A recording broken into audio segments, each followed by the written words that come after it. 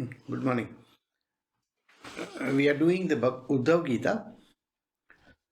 This is chapter 7, verse 20 onwards. So we will be continuing from verse 20 for this chapter. And today we will try to end this chapter. This is Uddhava Gita, chapter 7, verse 20. This Ishvara, one and undifferentiated at first, has his powers differentiated by time and appears to be of diverse form, like seed reaching fields, for he is the primeval one, the substratum of Maya, the component of the three gunas, and the cause of the cosmic lotus. I think we should do verse 21 also in continuation. On whom, as its warp and woof, this entire universe rests as a cloth on the network of threads.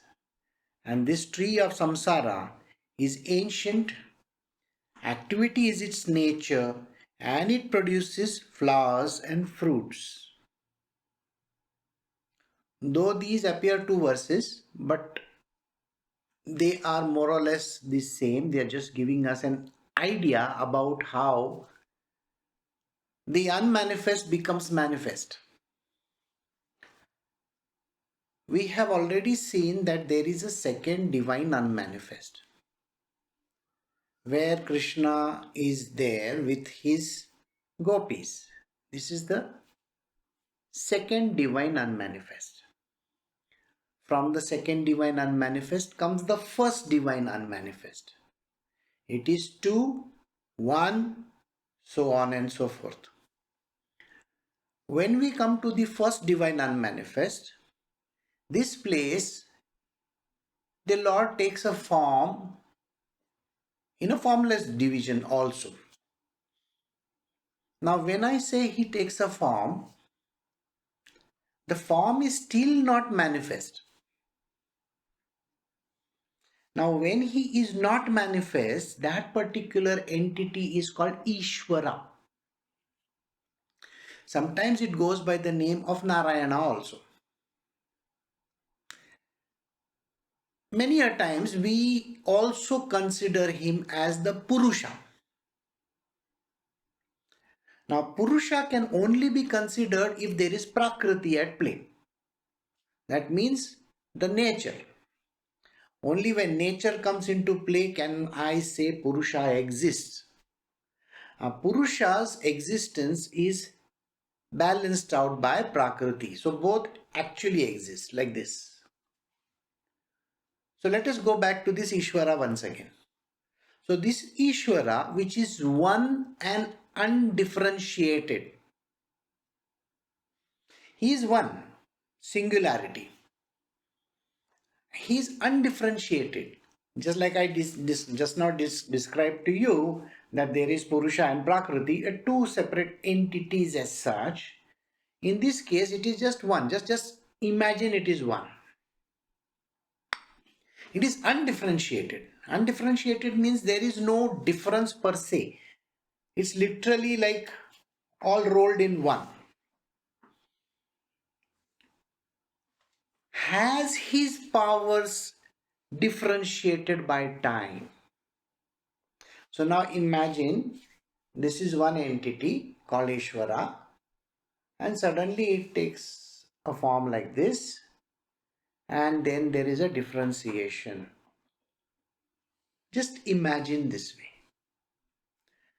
When there is a differentiation, let me just say that this right hand side of mine is called the power.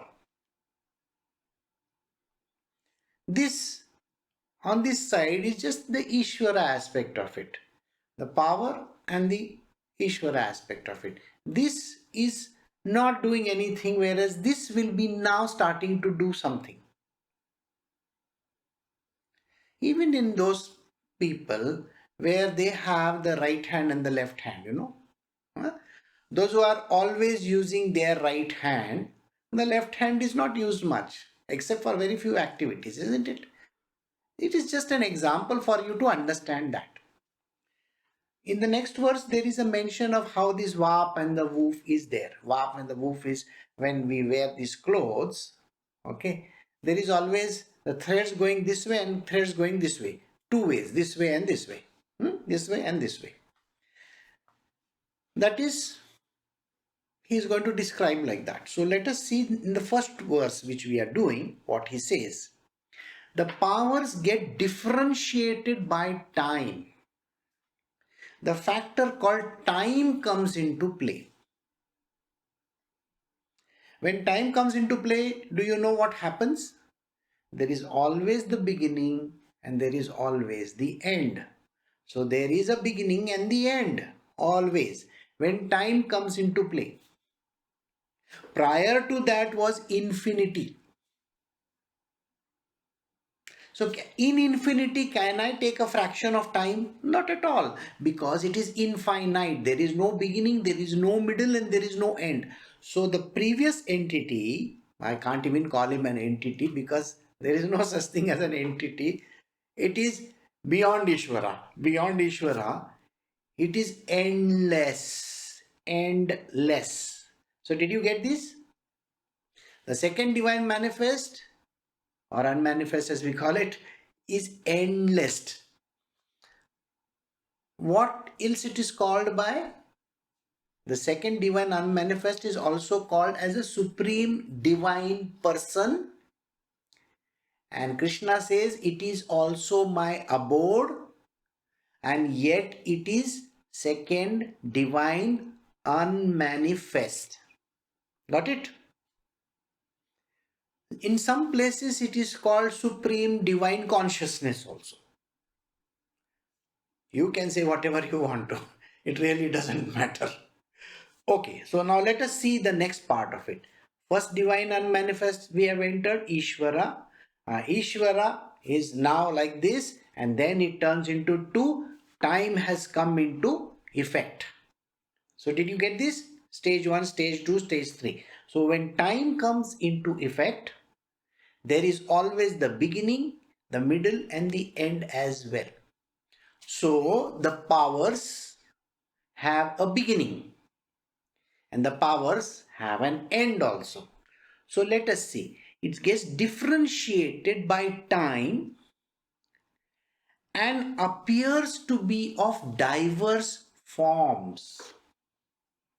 The moment this power comes into play, the power by itself comes in different forms, diverse forms.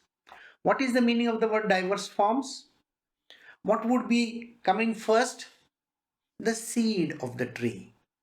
There is a tree, the seed comes into play. Got it? Then we say no, chicken and the egg. Let us assume egg comes into play. Then human beings still not existing. Remember that still not existing. The human beings will come later. A complicated structure, isn't it? Human beings are too complicated in nature. So we will come to that later. So there is first the seed. The seed has come in being. So he says, like seeds reaching the fields. So when we are taking the power,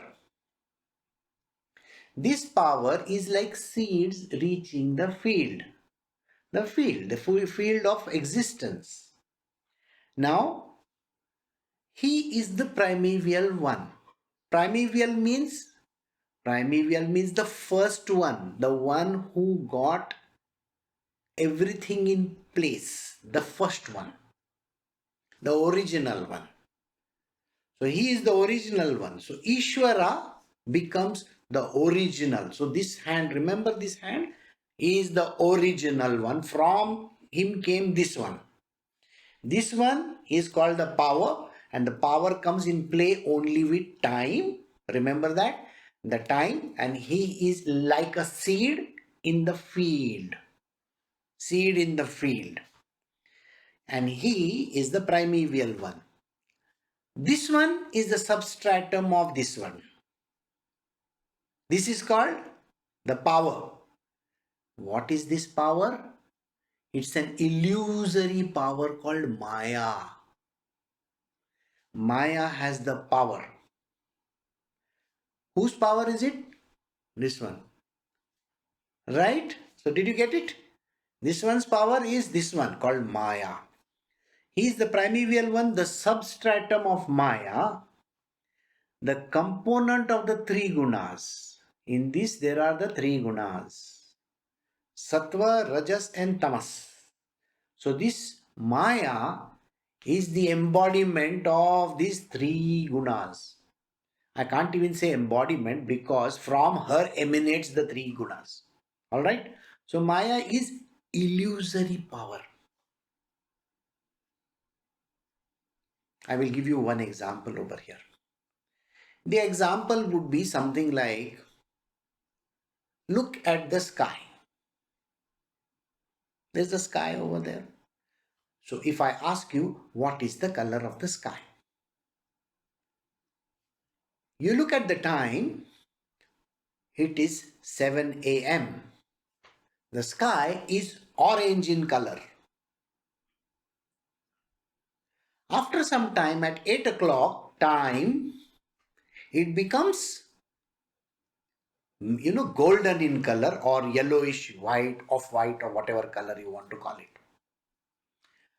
Late in the evening, it's around 7 o'clock or so, you will find the color has changed. Somewhere in the afternoon, it may become blue sky, isn't it?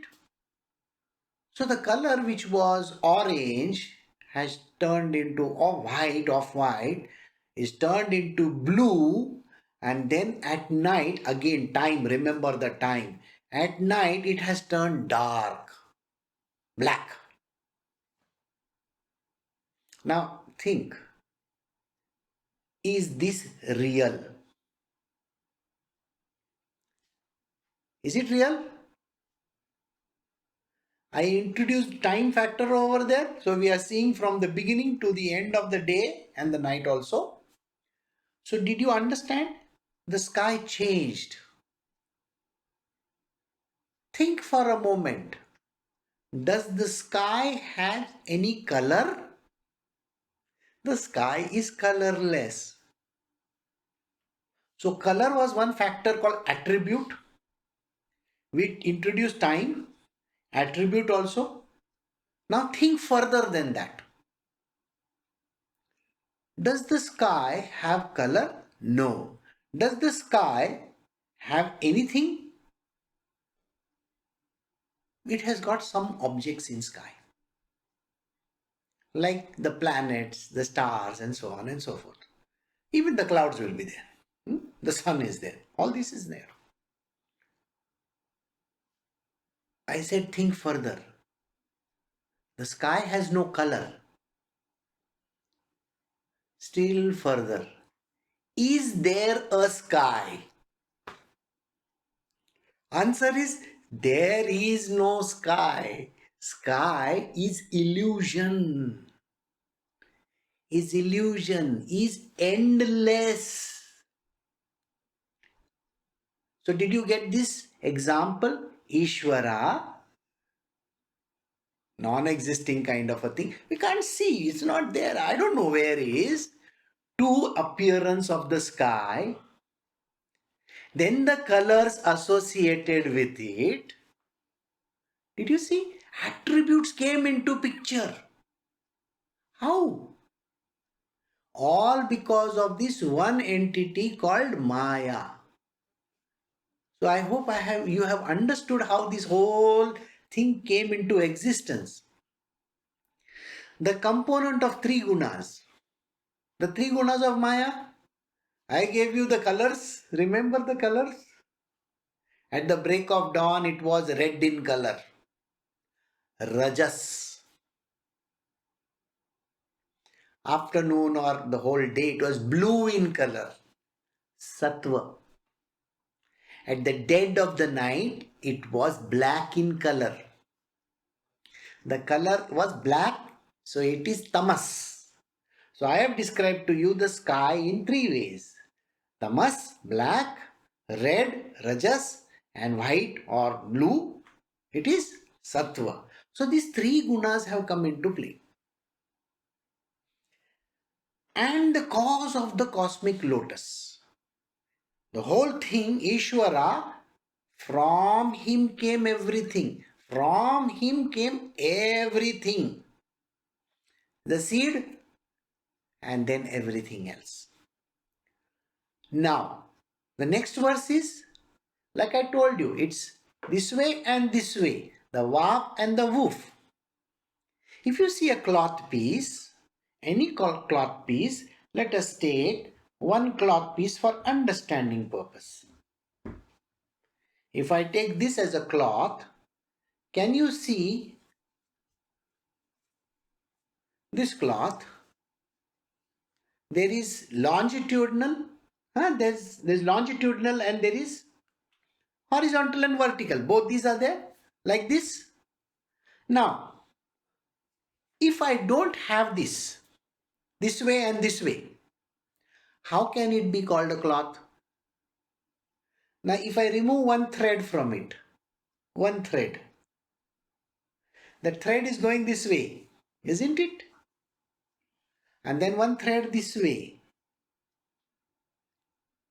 These are nothing but threads, this way and this way. It creates an illusion of a cloth.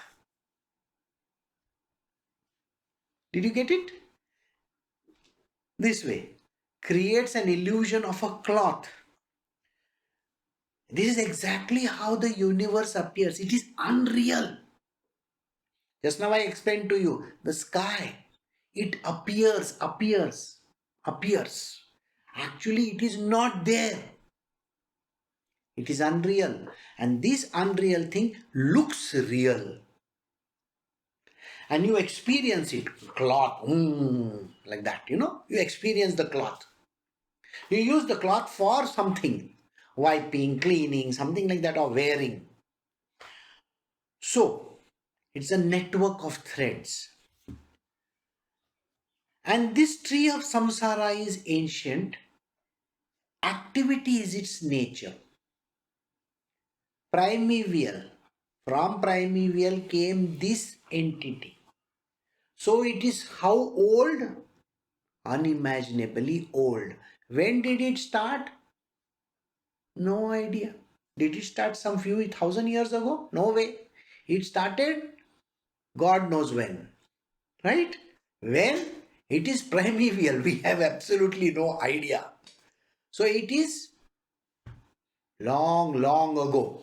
We say to our children, we tell our stories, once upon a time, long, long ago, there lived a king and a queen. Something like that. So long, long ago. So think like that.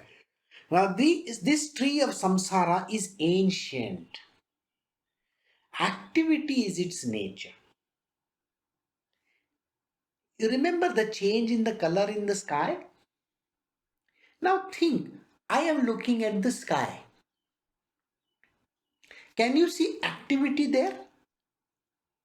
The birds are flying, the clouds are moving hither thither, right? So many things happening in the sky. Same way, anything that came into existence will have activity as its base. Remember the seed? I have just planted the seed, put water, and then you will find a sprout. And then it becomes bigger and then bigger and then bigger, and it becomes a tree finally. So there is constant activity. Today, if you go and see the trees, don't you see that today the leaves have become some color, tomorrow they are becoming some other color? Throughout the year, entire day and night, the plants are changing. Sometimes they will give fruit, sometimes they will give you flowers, and so on and so forth. There's a constant level of activity going on, hither, thither, here, there. So anything that is in the domain of Maya is always involved in activity. Now, activity is also described in three forms: Sattva Guna, Rajoguna, and the Tamoguna. Tamoguna is very easy to describe. Laziness. I don't want to get up. I don't want to do anything. Yawning. Person is always trying to become inactive. That is also an activity. Laziness, inertia, not doing anything, those kind of things, or all the wrong activities in the world. Drinking, smoking, womanizing, everything. These kind of activities which leads you downwards in the spiral is called the tamoguna. Rajaguna is all about activity. Here, there, here, there, here, there, running around, running, constant. There is no stopping anywhere. That means the person works. Just not works. There are people who talk. Endless talking. There is no silence in their life. Some people full of anger, constant anger. No rhyme or reason. In the Bhagavad Gita, he says the reason is because unfulfilled desires. So if you see an angry person, I want you to think, why is he angry constantly? Unfulfilled desires. Throughout the life, the person has unfulfilled desires. If I go to a psychiatrist, psychologist, or somebody like that, brain fellow, okay? Now this brain doctor will say, it is not because of that, there is something missing in the brain. Could be. Anger could be because of some disconnection somewhere, or maybe too much of adrenaline, too much of activity, God knows, some kind of thing will be there. So, and the third person is from the Sattva Guna. Peaceful, calm, smiling, talking nicely, taking the name of God, activities helping people around, looking at the world as an extension of God, being in the constant company of good people. We will come to that in the last verse, don't worry. Alright, so this is Sattva Guna. So remember, all this creates this kind of gunas also. So, this tree of samsara is ancient, activity is its nature, and it produces flowers, fruits, and everything. We started from the seed. So we can say it is going to produce some flowers, some fruits, and so on and so forth. So now we are going to move to the next verse. How does this tree look like? We started from the root, correct? We started from the seed. So now he's expanding further. Ishvara, when he becomes this entity which is dynamic in nature, Ishvara, dynamic entity, power, Maya, and so on and so forth. How does this look? So we explained in this verse. So we are doing verse 22 from chapter 7 of the Uddhava Gita.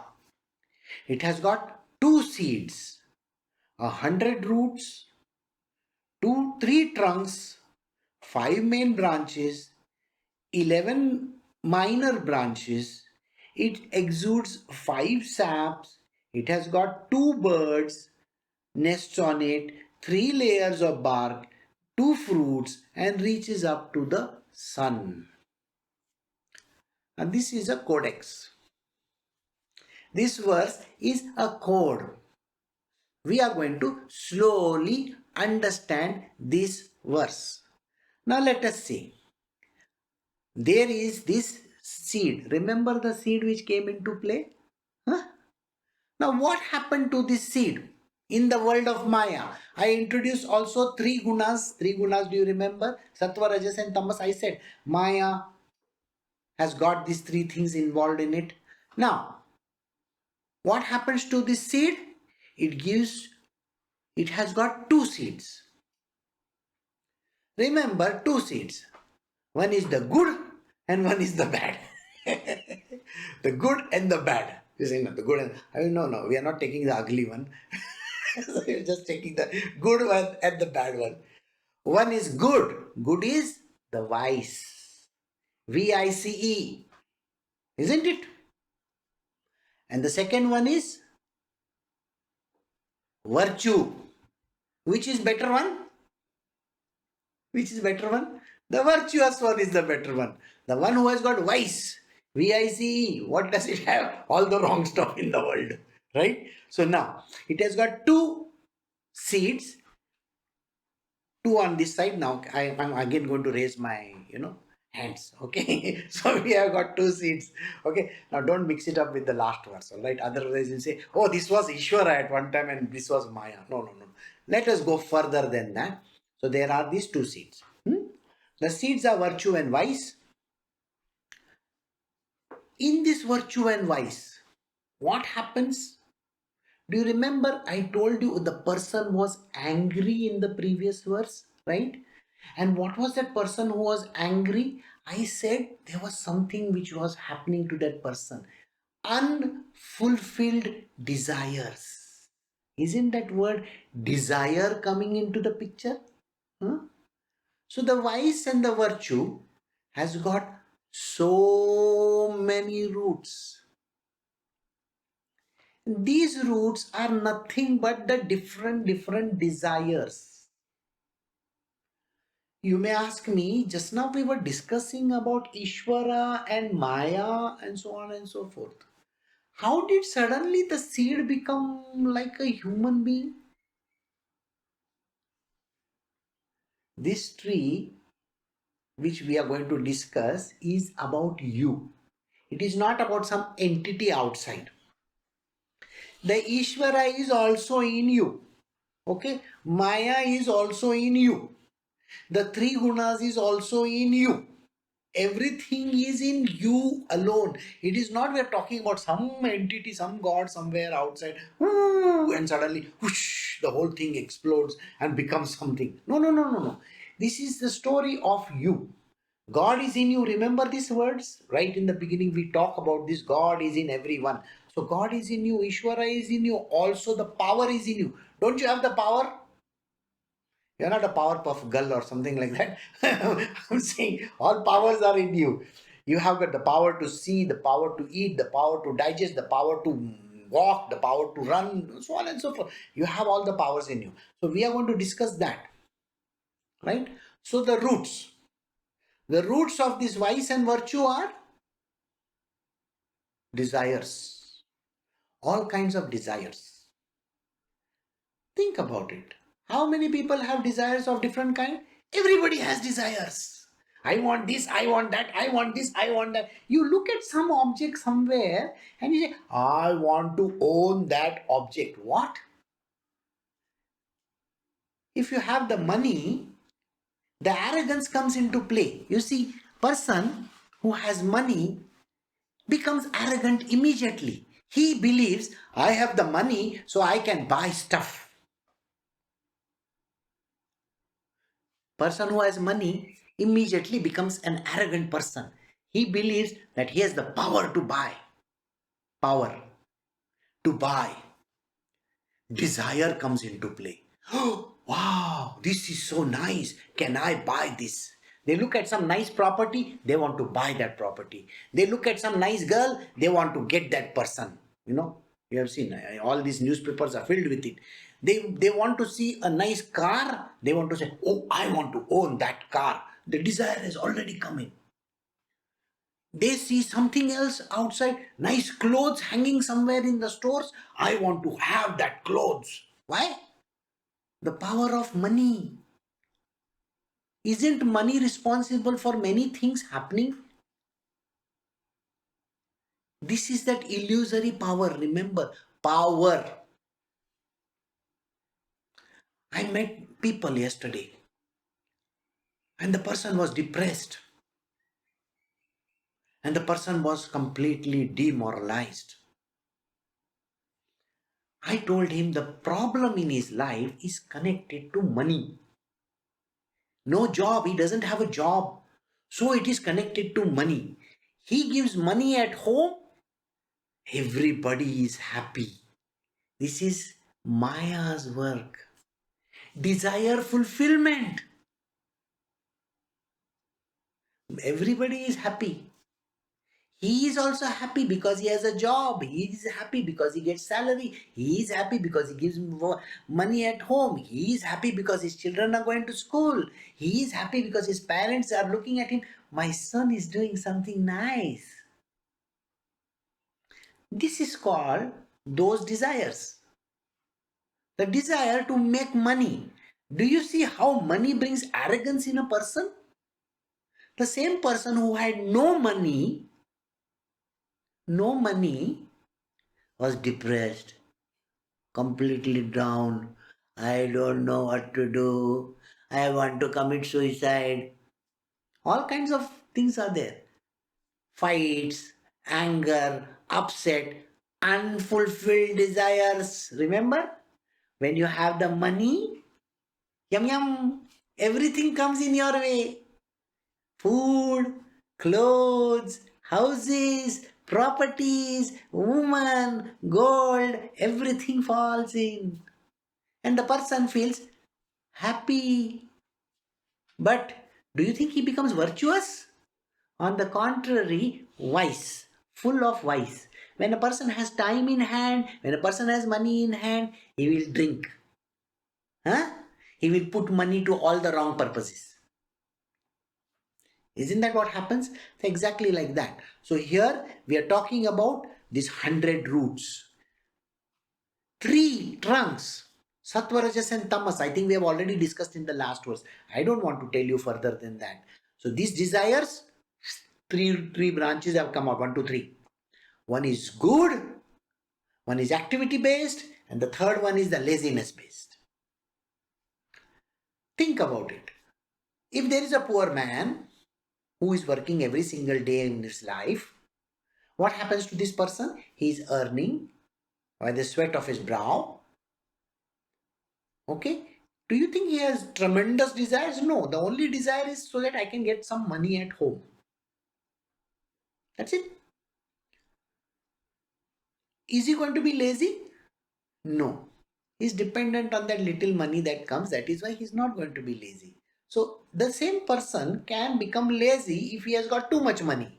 If he gets a legacy, millions of dollars, millions of rupees, then that person will say, why do I need to work? I will just sit at home and watch television and drink my whatever liquor that is there and I will enjoy my life. That is what happens. So these 3 branches are there. Sattva, Rajas and Tamas.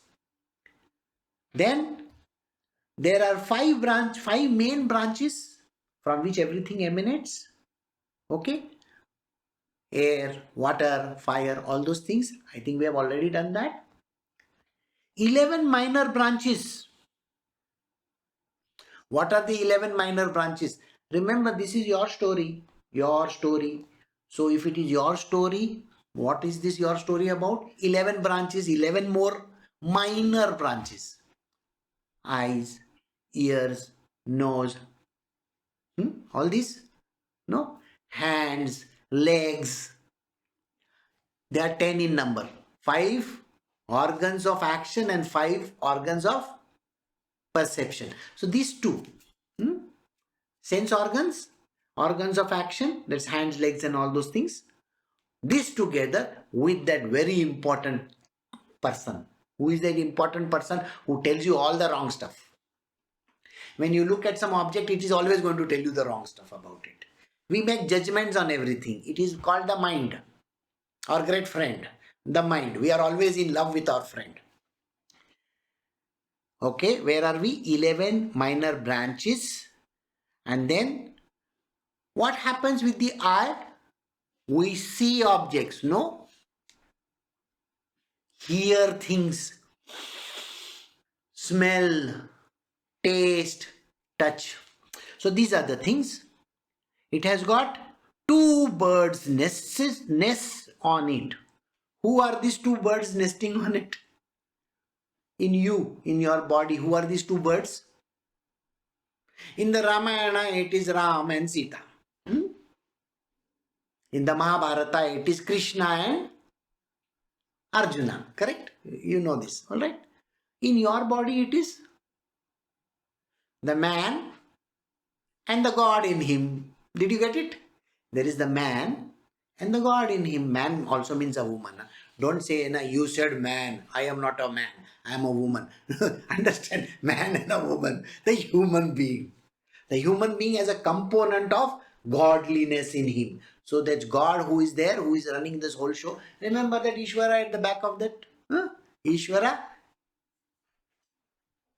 two hands. All right. So these are the two things. That's the two birds nesting on it. Three layers of bark. The God distributes itself in the body. Okay. Through different ways of distribution. What does it distribute itself by? Do you remember in the 2-3 verses before we did something?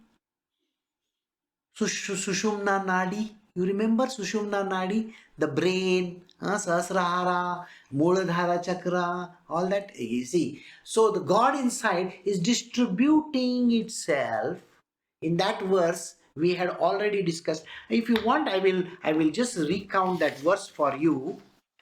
All right. So you will get an understanding that what we are talking about. So here. The Paramatma which manifests itself in the center of the spinal column. This is verse 17. It starts over there. Remember that verse? Huh? It's the same way. So there are three things which happens. One is he distributes himself in the form of the nervous system. There is a nervous system which is there running throughout our body. The second one is there is what is running in our entire body? Blood. And blood circulation happens. So one is the nerves, one is the blood, okay, and the third one is what? It gives food and other things, huh? And it is also responsible for the passing up of all those, small things which will trigger of some action and so on and so forth. Okay, it could be the third system, and here in this case, these people are talking about lymphatic. Okay, then two fruits. Happiness, sadness, happiness, sadness, good, the bad. Remember we started the good and the bad? Huh? Like that. The vice and the virtue. One is happiness, one is sadness, like that. And then what happens? Reaches the sun.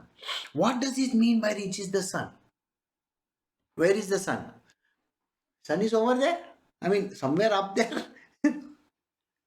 Reaches the height, the ultimate destination. When we are reaching the ultimate destination, destination means gone beyond, by using these two. The two are this human being and the Paramatma. They both work together and you can get liberated, can go away. We'll do these last two verses also, I think. And if we are not able to do these two verses, then maybe I'll do it in the next time. Now, what is all this? Vultures frequenting villages, that is verse 23.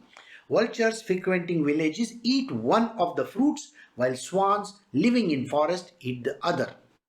He who with the help of the Guru knows the one Lord whose attribute is Maya, assuming diverse form, understands the Vedas. There are two kinds of birds in this world. One which is always going towards the vice, the bad guy, and the one who is going towards the good guy. What is this bad and the good guy? The vice and the virtue. Remember, these are the birds. Who eats that fruit? Two kinds of creatures eat the fruit. One who is always seeing the downside of life, and one who is always seeing the upside of life. Now, we are discussing he who with the help of the Guru knows the one Lord whose attribute is Maya, assuming diverse forms, as understands the Vedas. We are discussing about human beings, correct? Every individual on this planet is a human being. In front me, people are sitting, everybody who is watching. Remember, you all are human beings. I told you human beings have the godliness or the goodness of God in them, right? Now, how many people understand they have the God in them? Hardly anybody understands. You look at the people around, they will be going to temples, churches, and all those places of worship and praying to God. And the God is somewhere outside of them. God is outside. Why? Maya. Remember Maya? She created this illusion. Where is the sky? Up there. That's what we said, isn't it? Sky is up there. Sun? Up there. No, no, no, no, no. Sun is reaching that destination. So in this, Maya is the one who is making this illusion for everybody. And what is this illusion? You are a stupid human being. You are not capable of anything. You are filled with desires. You are full of anger. You are full of upset. People are against you. That is what I was telling yesterday, that man. Everybody is against me. My wife, my children, my family, my father, my mother. He thinks the whole world is against him. He doesn't have a job. So the previous employer was against him. He threw him out.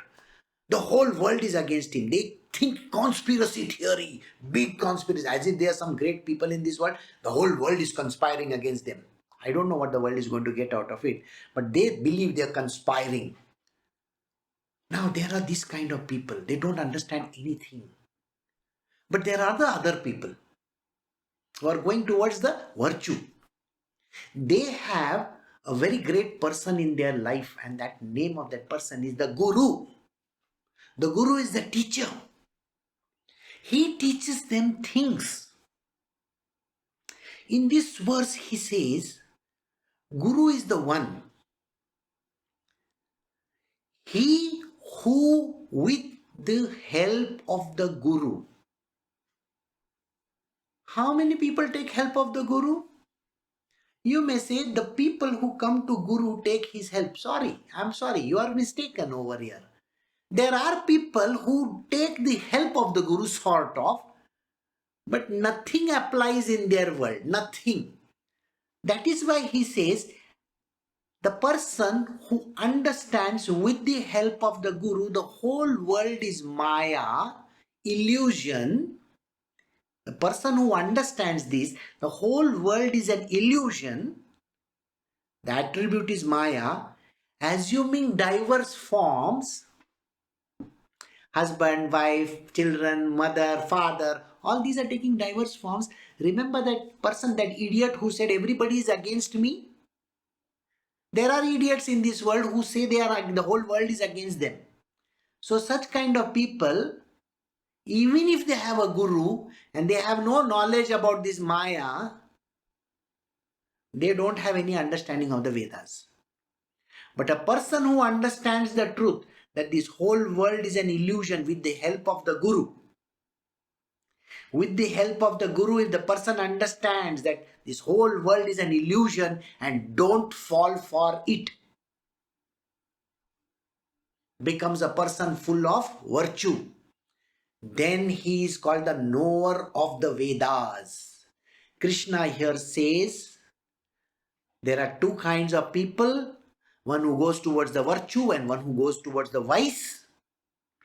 The person who has the greatness of the Guru in their life, the Guru is the one who is going to point out things. This is good, this is bad, this is like this is like that. But all that is illusory. We started from illusion. Remember this, we started from Ishvara and Maya. This whole world is illusion. Any person who understands with the help of the Guru that this whole world is an illusion, has understood the Vedas, he has gone beyond.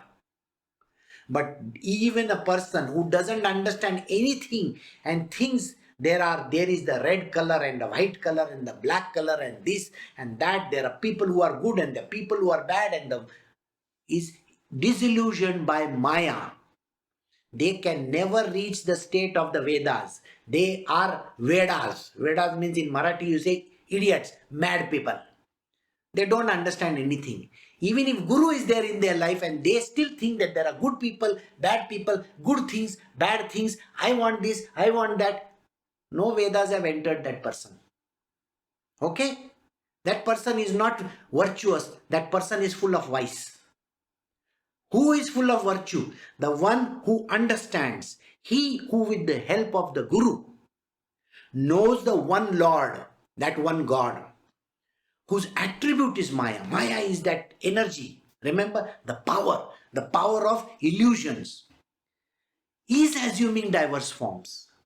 Everything is because of Maya. Everything is to be attributed to the Maya. Only this person, he understands the Vedas. He is the knower of the truth. Ishvara, God, is different. Maya is different. If somebody gets disillusioned by Maya, then that person can never rise in his life or her life. Never. Even if there is a guru in their life. So, if you have a guru and if you can dissect this out of your life and know only the Ishvara, who actually doesn't do anything, it's the Maya who does everything. Remember, Maya with its diverse play gave all those colors in the sky. So Maya is the culprit there. The one who understands Ishvara is the ultimate one who doesn't do anything, is absolutely pure. He understands the truth of the Vedas. So we have been able to complete verse 23.